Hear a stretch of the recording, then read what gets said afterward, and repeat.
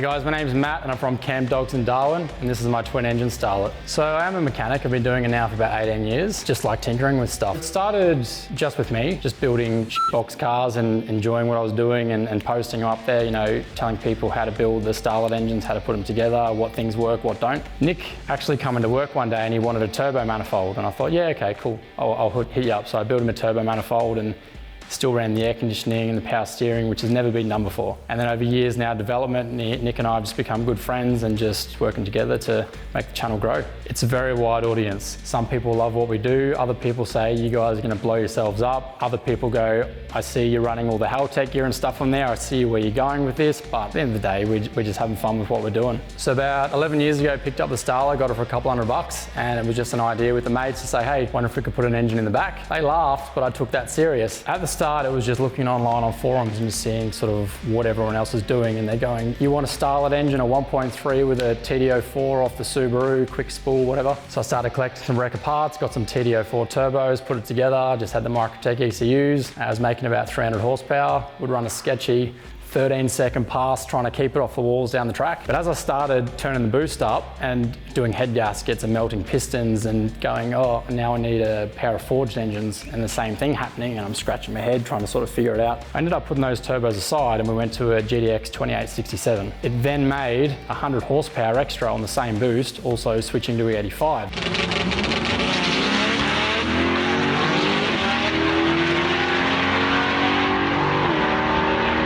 We stopped blowing engines up, everything seemed to be working good, so I thought, awesome, you know, we'll get a 10-second pass and see how it goes. It started running consistent 10.6s at 133 mile an hour. I thought, we're on.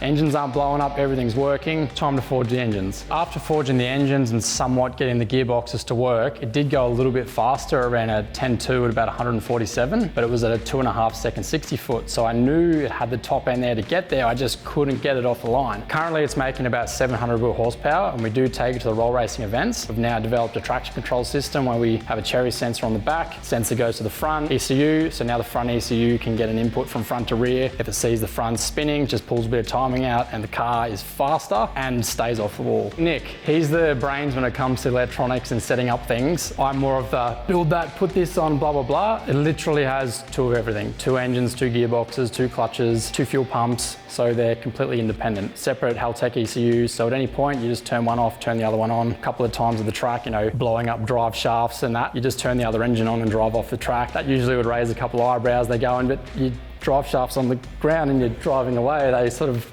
trying to figure out what's going on. Setting the suspension up and doing the gear changes was by far the hardest part of the car and took a lot longer than you'd probably think. The rear suspension is just front arms put into the back, front coilovers, front hubs all put together. The problem was I didn't measure any of the sort of geometry where it was meant to sit, so on a squat you'd watch a slow-mo camera and the wheels are going out and doing weird sort of things, which resulted that I had to chop the back end of the car out and try again and sort of get it better. When it comes to the gear changes, however, tried doing one cable linked into the other one and trying to just bodge it to make it work. You'd have missed shifts and just wouldn't work properly. I actually tracked down a guy down south that runs an earth moving company and told him the length of cables I want, and he said, that's on a such and such cat, blah, blah, blah, blah, blah. They were $100 each for a cable. Put them on, put some rose joints on the back, and it actually shifts fantastic now. Got to a point where you can actually get in the car and it changes gears properly. You can just flick off the rear lever, do a front burnout, quickly start it up, put on the rear one, and away you go. I do have a couple of build autos now from MV Automatics. We've got 2 custom converters. I've got the shifter, the cables, everything's there.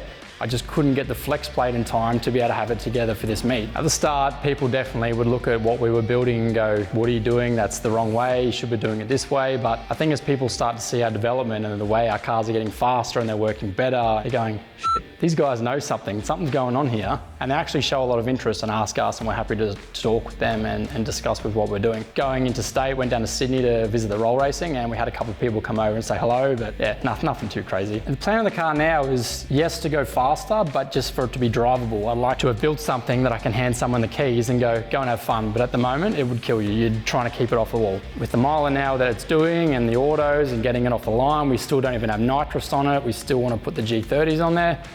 This car's going to see 8 seconds sooner or later. It's going to come, like a high 8 pass, it's going to come.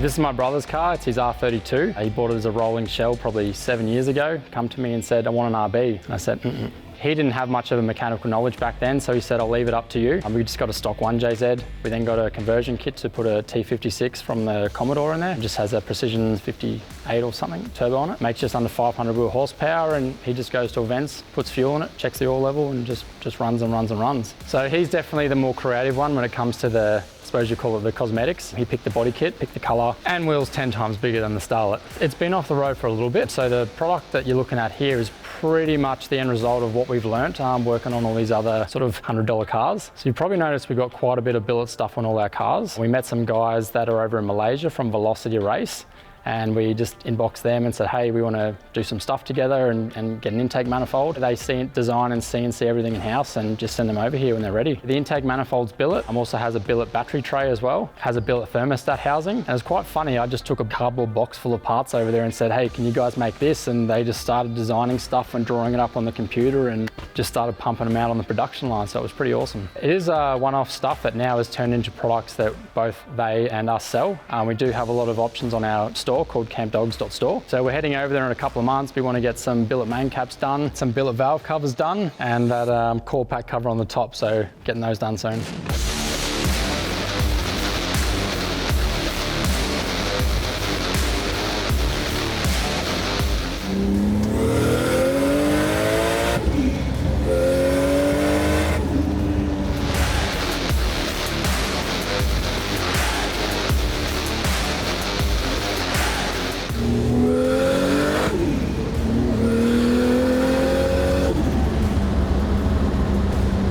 Bit of tyre rub there.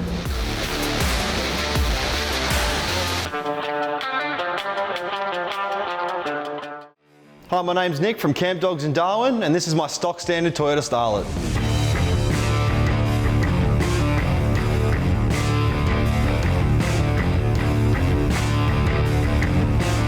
So I was signals in Army, so doing IT in Army. I got out, now I contract for Army, doing a bit of IT stuff. Basically my whole background's IT, computers, I love it. That's kind of developed into the car stuff with ECUs, wiring, sensors, so yeah, that's my specialty with it. I've been to JDM cars, I've got a 180SX, I love all that sort of stuff.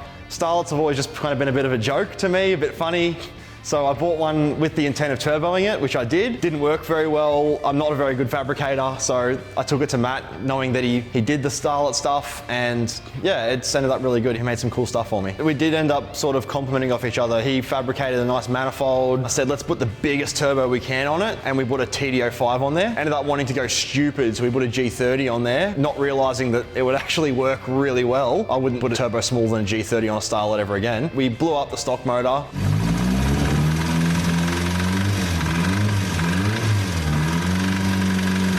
I didn't know what to do. Matt had some old used pistons and rods sitting there, rusty ones. We sandpapered them smooth, put random rings on them, got them right. Just slapped an engine together and it worked pretty good. Now we're at this motor, which is all brand new parts, billet main caps, a pretty sick build, and it's working really well. Wiseco pistons, max speed con rods, which seem to work pretty good, so we've always used them. We've got some billet main caps from Billet Speedworks, ARP head studs, Cometic head gasket. Actually, it might be a high torque head gasket this time around. Performance springs from Performance Springs Australia, Ivan Tie cams, which we've been working with them a long time. So yeah, there's not a whole lot of stock stuff left in that motor. The cooling system's been a bit of a struggle because of the half-size radiator, because obviously the G30 doesn't fit, and we've still wanted to keep air conditioning on the car. We ended up putting a second radiator under the back of the car, and that's helped a lot, but we were still getting a lot of oil temp issues, so we put an oil cooler in a spot where it's just going to get heaps of airflow, and that's worked fantastic. It doesn't overheat at all, aircon on the whole time. It's got a built automatic from MV Automatics in Adelaide. We ran it on the dyno with that on the G30, completely tapped out. It made just over 500 horsepower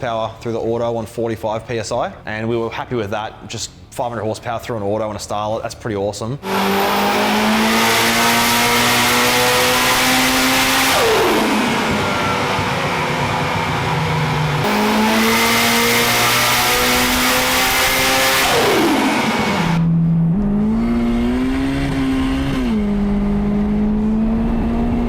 We're trying to think of what else to do because we didn't want it to be any lazier. We wanted to go down the compound route, so we called up PSR or Pulsar turbos and said, just give us the biggest one you have. And they gave us the G57 3000. We put it on just to see if it would work, and it actually works really well. It makes the same boost with about 30,000 less wheel speed on the smaller turbo, which is awesome.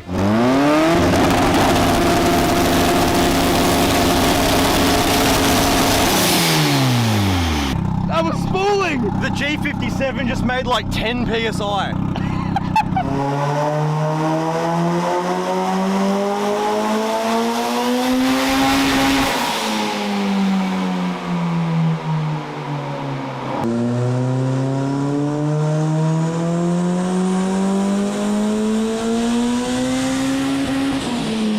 Absolutely nothing with the G30 setup's changed. All we've done is just put a G57 in line with it. It's only increasing the efficiency of the G30, changing that pressure ratio, giving it some pre-compressed air, just making it more efficient. The car drives exactly the same as it did before. It's just that now we have the ability to put 50, 60 PSI boost in there. Ideally, you'd want to use a wastegate on the manifold and then plumb that wastegate into the dump pipe that goes into the G57. Put a second wastegate on that dump pipe that bleeds off into the atmosphere. That way you've got boost control for both turbos. In this situation, we just venting the manifold to atmosphere. We're not worrying about the G57 because I don't think in this case it's ever going to overspin. So we're just letting it bleed off from the manifold and it seems to be working pretty well. So it's running on a Haltech Elite. It has pretty much the entire Haltech parts catalog in it. We use all their stuff. After going to the Haltech stuff, world's different. Fuel pump in the boot that runs to a little surge tank in the engine bay. And then we have a mechanical fuel pump running off the engine. It's running all the billet parts we can get from our Malaysian friends. It's running one of their intake manifolds from Velocity Race. In the future, we're planning on taking it to the drags again, put a bit more nitrous on there, get the launch good, hopefully run a 9. That'd be really nice. Because last time I had it at the drags, it ran a 12.2 at 130 something mile an hour. If we can get a good launch, I see a 10 or maybe a high 9 in it.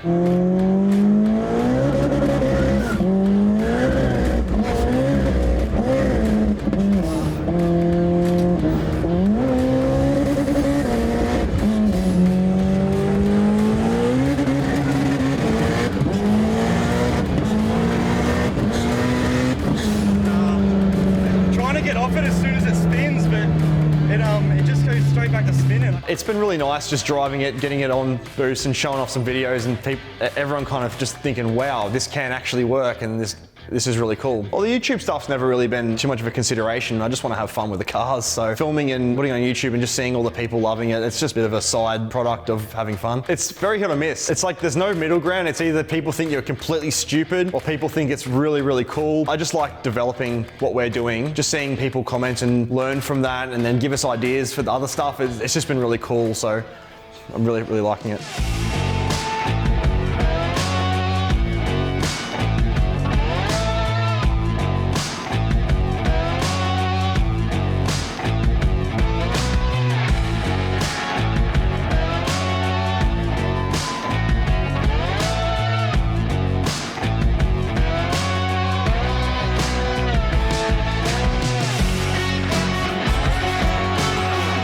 I'm presenting the absolute worst car Andrew's ever filmed on his channel, and it's my favorite. Well, I think it's an N16 Pulsar. It's an early 2000s model. It's the absolute grandpa spec of all Pulsars. No performance mods at all made for them. It is just boring. I think it got dropped off to Matt's workshop. It was free, obviously. Yeah, and we looked at it and had a bit of a laugh about building it. After building it, we are super happy with it. We love the car. Just at how cheap it's been. It's been such a budget build. It is an absolute mess of just wires running everywhere, lines running everywhere, no care taken, and it has given us such little dramas that I can't help but love the car. We put a turbo on it and we did pull the motor down a little bit just to have a look, and we saw the rods were really, really thin. So we bought a set of forged GA16 con rods for it because this is a QG18. There's no aftermarket support for these. They seem to be the same rods, so we put them in and it worked really well. The only thing on the motor is just a set of rods, head gasket and head studs. It's got ARP head studs. It also has Performance Australia valve springs now. After about 14 pounds of boost, the valve springs just stopped working. We fit some 2200cc injectors to the stock rail and they work pretty good. It's got a custom-made exhaust manifold that Matt put together, a G30 900 and some ethanol. Everything else is pretty much stock. It's a stock auto, actually hasn't been opened at all, still has the original fluid in it as well. The gearbox is completely controlled by the Haltech ECU on generics, so the Haltech doesn't even know it's an automatic gearbox, it's just generic ins and outs based on vehicle speed, shifter position. We also have the line pressure solenoid hooked up to the Haltech and it bumps the line pressure right up so it shifts really hard. The car's on 25 to 30 pounds of boost and the gearbox is holding up. So also we have rolling anti-lag on it. You actually have to pull the high beams. The rolling anti-lag is so aggressive that as soon as you let off it goes straight to limiter. It is the most aggressive rolling anti-lag I've ever driven in my life. We Had a lot of dramas with it originally, like trying to work out the trigger pattern. There's always weird things because there's not much information online about them. But that makes it fun, I think, is just doing it, working it out as you go. And then when it is finished and you realize, hey, they are actually a pretty good engine, you can pick up one of these cars for $100. I'm telling you right now, it'll run 11 as it is. To be honest, whatever happens, happens. This seems to be the test pig. Don't know what we're gonna do in the future. Maybe put some nitrous on it, maybe build the motor further. I do want to stick with the QG18 just because I don't know a single other person that has one. I think we had it at the drags a few months ago. Way less power and it ran a high 12. It's way faster now, so I wouldn't be surprised if it raced running 11 off the bat. Are you going to race tonight with it, or just everybody? Everybody. I'm coming for everybody.